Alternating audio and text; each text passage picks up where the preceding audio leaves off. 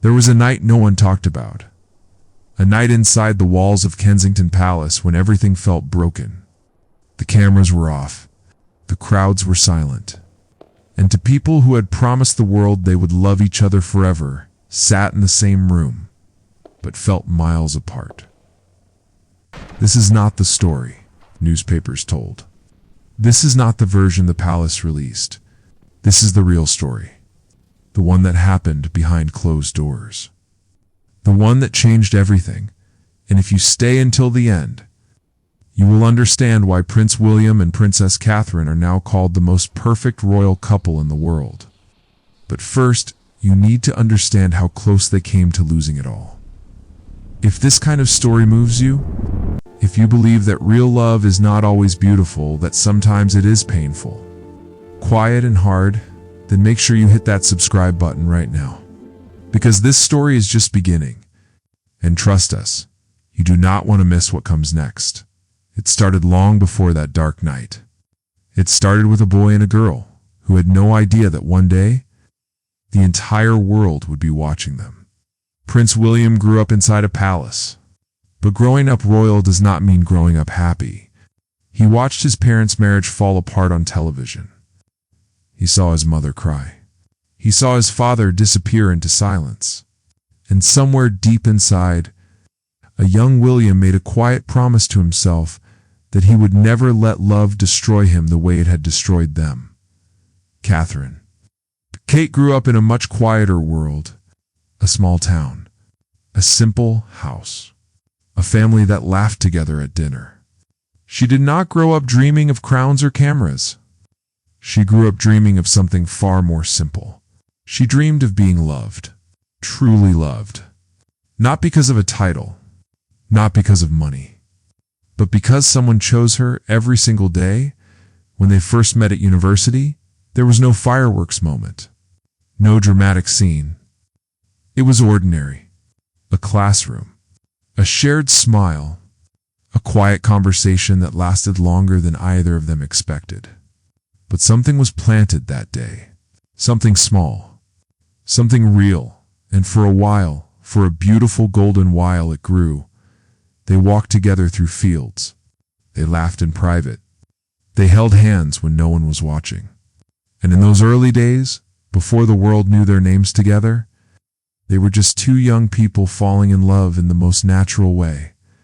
But William carried something heavy inside him, a fear. The fear that love, real love, could be taken away. That the world would come and tear apart anything beautiful he built. His parents had proven that fear was not imaginary. It was real, and Catherine, gentle, patient Catherine, she saw that fear. She saw it in his eyes when he looked at her sometimes. A flicker of doubt. A shadow of something old and painful. She did not run from it. She stayed, but staying, as they would both learn, is not always enough, because the walls of a palace are not just made of stone. They are made of pressure, of tradition, of expectation, of 1,000 eyes watching every single move you make, and those walls were about to close in on both of them. That night inside Kensington Palace. The night everything felt broken was still ahead, and when it came, it would change the story of their love forever. Asterisk, asterisk. The early days were golden. There was a time when William and Catherine walked through life together, as if the rest of the world did not exist. Morning light would fall through the windows of their small flat. Catherine would smile at him over a cup of tea. And William, for the first time in his life, felt something he had never truly felt before. He felt safe. Not safe from danger. Not safe from the world. Safe inside a feeling. Safe inside a love that did not ask him to perform. That did not need him to be perfect. That simply needed him to be there. Catherine had a gift. Not the kind of gift that comes with fame or talent. It was quieter than that. She had the gift of making a person feel seen. When she looked at someone, they felt like the only person in the room. When she listened, people felt like their words mattered. It was not something she learned. It was something she carried inside her from the very beginning, and William, a man who had spent his whole life being watched, but never truly seen, fell into that gift like a man, falling into warm water after years in the cold. Those were the days they would both remember. The days before the crown felt heavy, before the cameras multiplied, before the weight of a nation sat on their shoulders. They traveled together quietly. Scotland, the countryside, places where no one recognized them. Or if they did, they looked away with a gentle nod, as if they understood that even princes and princesses need moments that belong only to them. In those moments, laughed freely, and William laughed with her. Real laughter. The kind that comes from the belly. The kind that makes your eyes close and your body shake. The kind of laughter that builds a home between two people. But even in the golden days, there were small signs. William sometimes went quiet without reason. He would stare at something no one else could see. Catherine would touch his hand gently, and he would come back. But each time he came back a little slower, a little more distant. She noticed. Of course she noticed, but she did not push. She had learned something important about William early on, something that would become one of the most important lessons of her life. She learned that pushing William did not open him up. It closed him down. He was like a door that only opened from the inside. You could not force it. You could only wait and hope and stay. So she stayed. And for a while, that was enough. The proposal came on a mountain in Kenya. The ring was his mother's Princess Diana's ring. And in that moment, the weight of everything William carried became visible. Because that ring was not just a ring. It was a memory. It was a ghost. It was a promise he was making not only to Catherine, but to the memory of a woman who had loved too much and been destroyed for it. Catherine looked at the ring. Then she looked at William. And she saw it all, the joy, the fear, the hope, the shadow. She saw everything. And she said yes. Not because of the crown. Not because of the title. Not because the world was watching. She said yes, because she loved him. Simply, completely. The way you love someone when you have seen the broken parts and chosen to stay anyway. The wedding came. And with it, the world. Millions watched.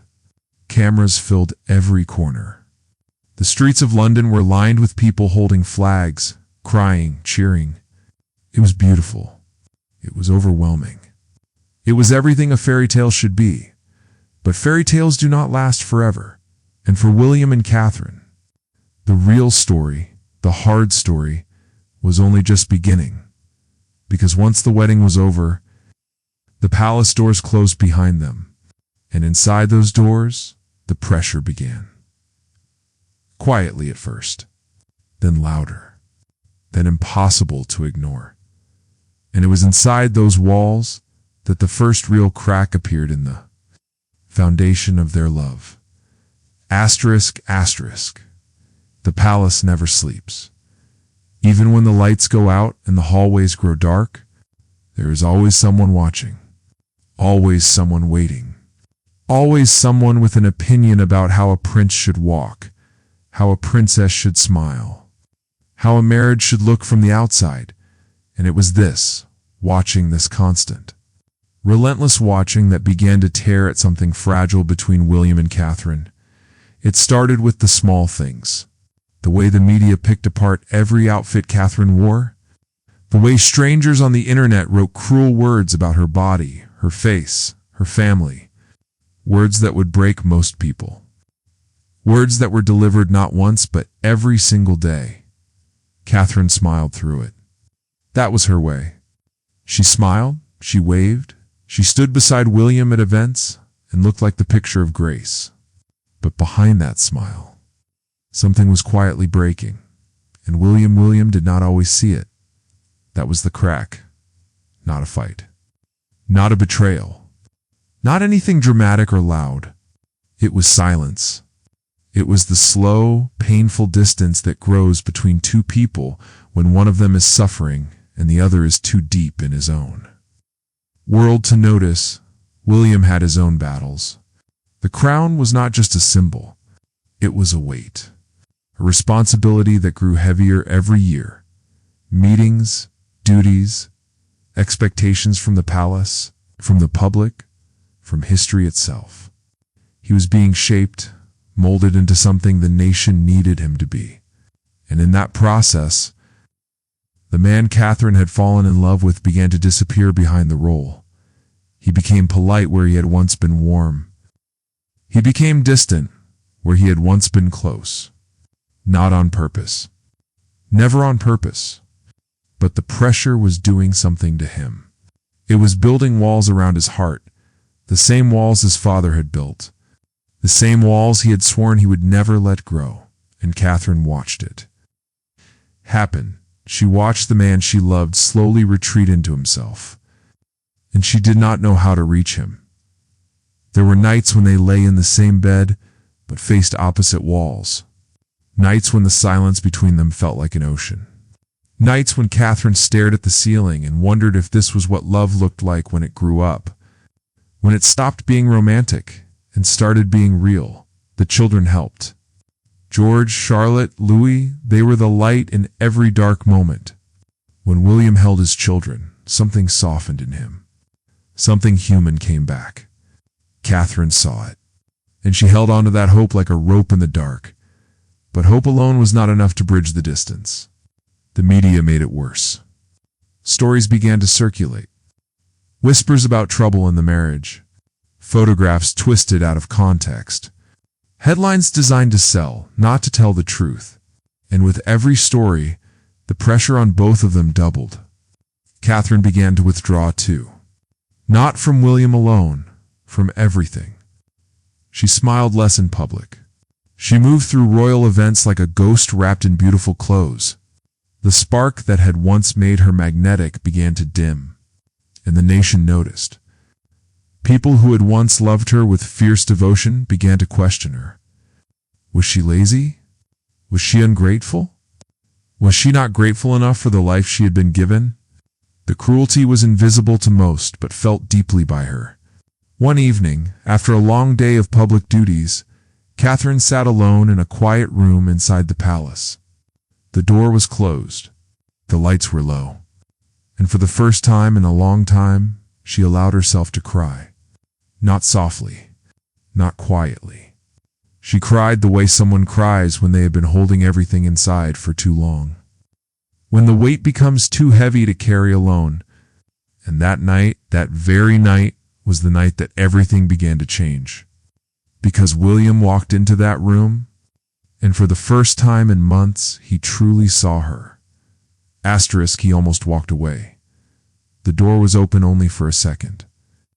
He had come looking for something. A document, a phone. Something ordinary. Something that had nothing to do with love or pain or the slow, quiet war happening inside their marriage. But he stopped, because he heard her, not words. Not a voice calling his name. Just a sound. A small broken sound that came from somewhere deep inside the woman he had promised to love forever. A sound that cut through everything. The noise of the palace. The weight of his duties. The walls he had built around himself without even realizing it. He stood in the doorway for a long moment. And in that moment, something shifted inside him. Something old. Something that had been sleeping for a long time. He remembered her. Not Catherine, the princess. Not Catherine, the wife who smiled at cameras and wore the right dress and said the right words. He remembered the girl. The quiet, warm, laughing girl who had once made him feel like the only person in the world. The girl who had said yes on a mountaintop in Kenya without hesitation. The girl who had looked at the broken parts of him and chosen to stay. He remembered what he had almost lost. William walked into the room. He did not say anything at first. He simply sat down beside her, closer than they had sat in months. And he waited, Catherine looked at him through tears. There was something in her eyes that was not just sadness. It was fear. The fear that the man she loved had gone somewhere she could not reach.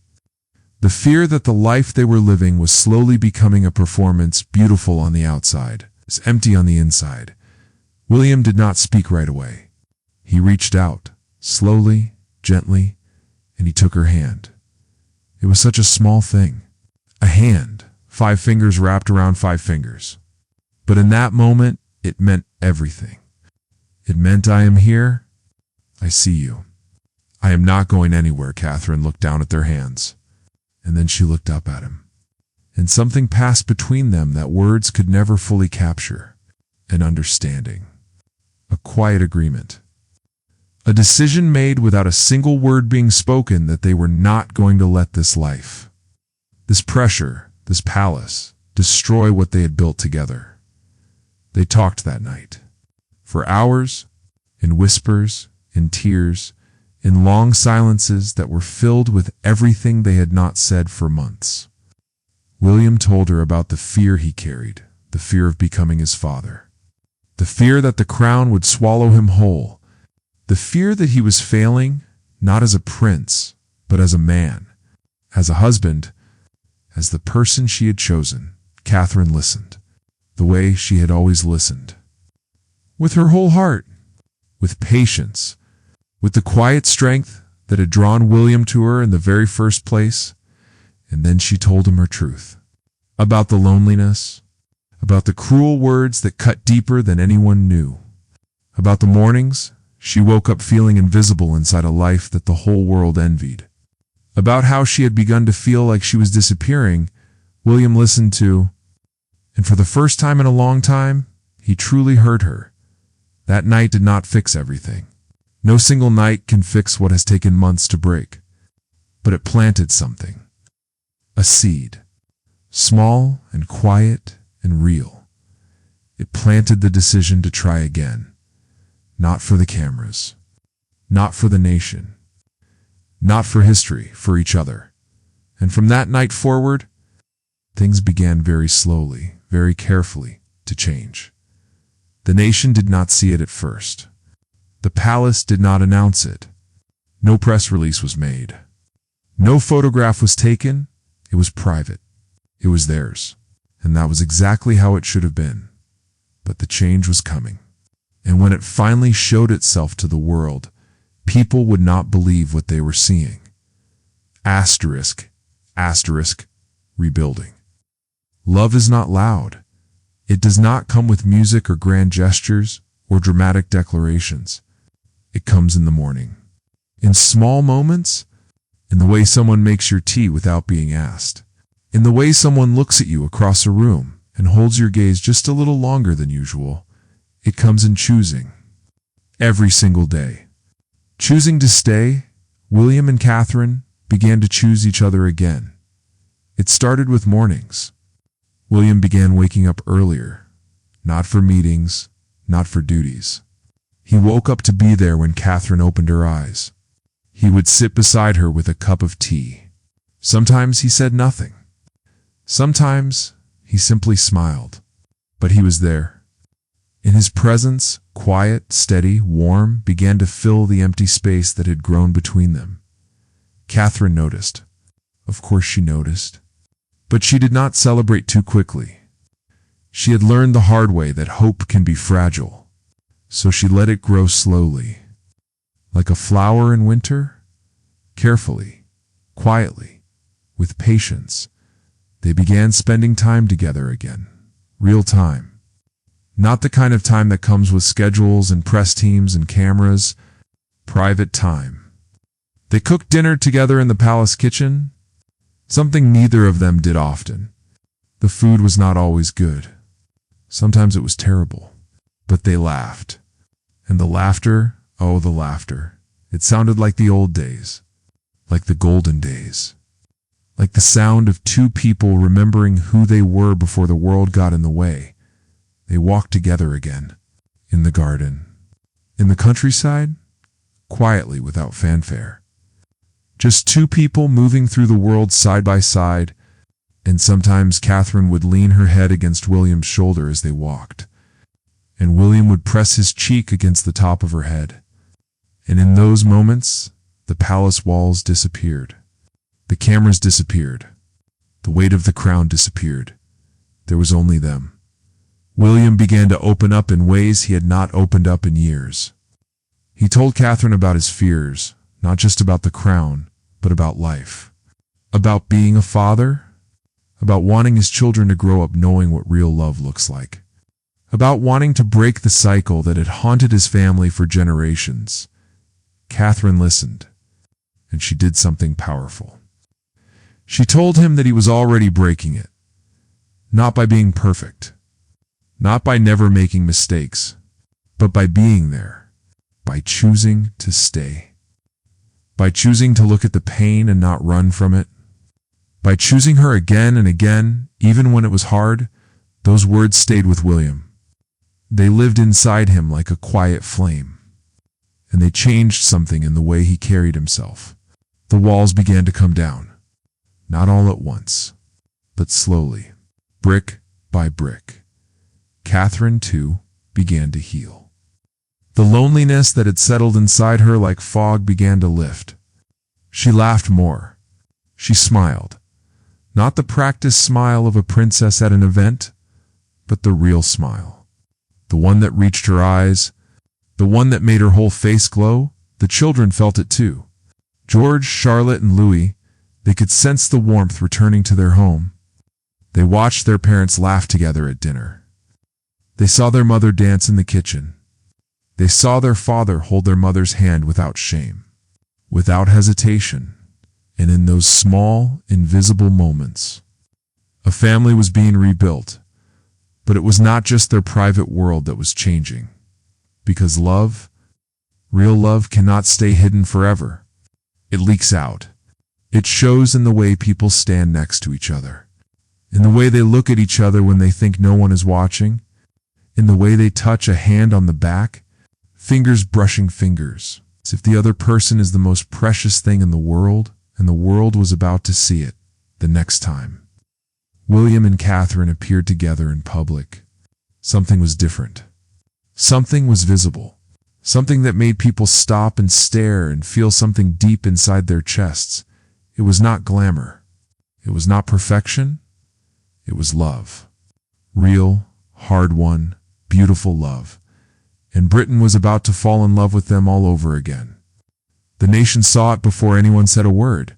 It was at a public event, one of many William and Catherine attended together. But this one felt different. The moment they stepped out together, something in the air changed. The photographers noticed it. The crowd noticed it. Even the palace staff, who had seen hundreds of royal appearances, noticed it. They were not just standing beside each other, they were standing together. William's hand found the small of Catherine's back gently, naturally, as if it belonged there. Catherine looked up at him and smiled. Not the smile she gave to cameras, not the smile she gave to the public. The real one. The one that was meant only for him. And William smiled back, quietly, warmly, in a way that made him look younger, softer, more human than he had looked in years.